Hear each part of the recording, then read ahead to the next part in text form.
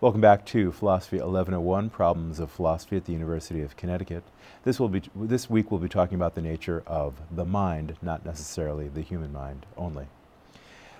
In answer to the question what kinds of things there are, in the broadest possible sense of those terms, there are two general styles of answer, one of which is known as monism, the other of which is known as dualism. The monist answer says there's just one kind of thing. And that monistic answer takes either of two forms. Either, and this is the most common form of monism, physicalism or materialism, I'm using those terms interchangeably for our purposes here, says all things are physical. Everything, including thoughts, including beliefs, including conscious experience, are physical things or reducible to physical things in a strict, someday to be defined notion of reducibility that we may have to come back to later on. Whereas another form of monism says that everything is mental, that in some sense the whole world is just made out of ideas. Now, that's a more exotic view, one associated with the philosopher and cleric Bishop Berkeley. Not one we'll be pursuing in this class, but in a more advanced philosophy course on, for example, empiricism, you might well find yourself delving deeply into that idealistic tradition.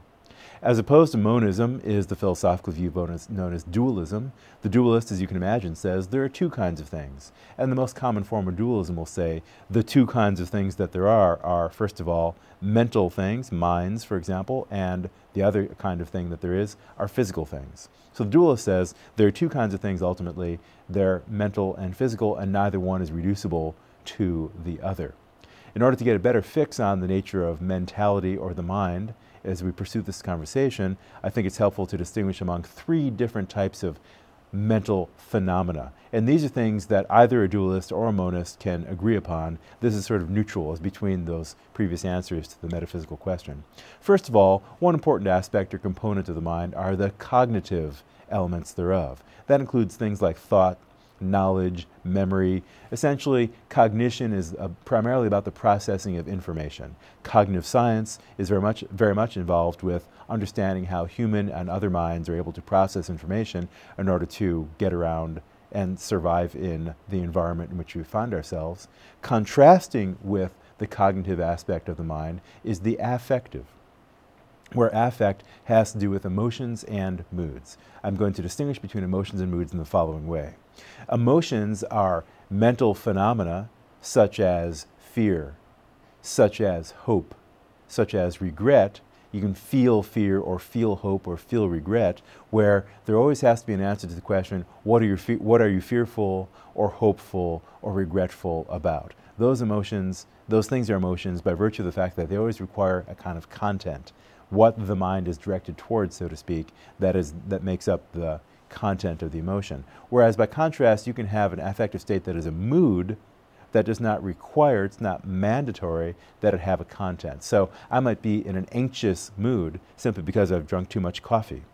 Now, in that case, there need to be no answer to the question, what am I anxious about? I might just be anxious because of too much coffee, or I might be lackadaisical, or I might be somber simply because I've been listening to somber music or I've been surrounded by somber people.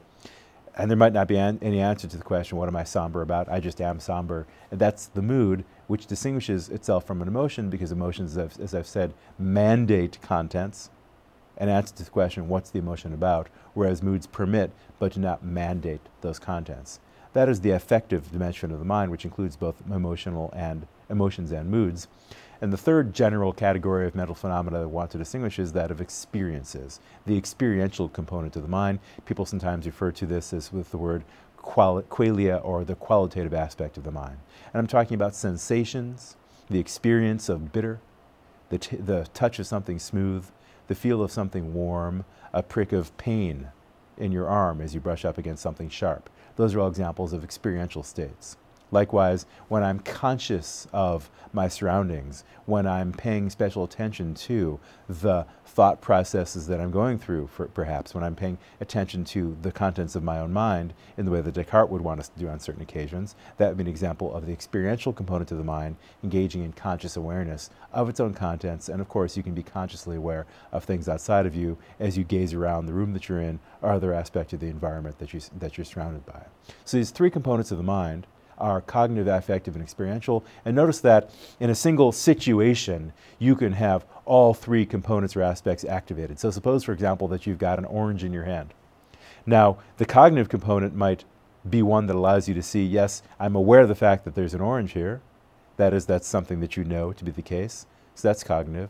You might have an affective dimension that's brought up. For example, that orange might remind you of a very nice experience that you had with someone of romantic interest back in your youth, back in your high school days, for example. That might bring up a good experience, a happy kind of recollection. There's memory, but there's also a good feeling that you have. That's the affective component. And likewise, the experience of the orange, the feel of its skin, the smell, maybe you'll bite into it and taste some of it. Those are all experiential components of your situation, your interaction with that orange. Those are three aspects of the mind then. And I want to remind you that Descartes, being a dualist, holds that mind and body are not just distinct, but distinct in kind, such that mental phenomena are never identical with anything physical. So your mind is not identical, not just not identical with your body, but not even identical with your central nervous system.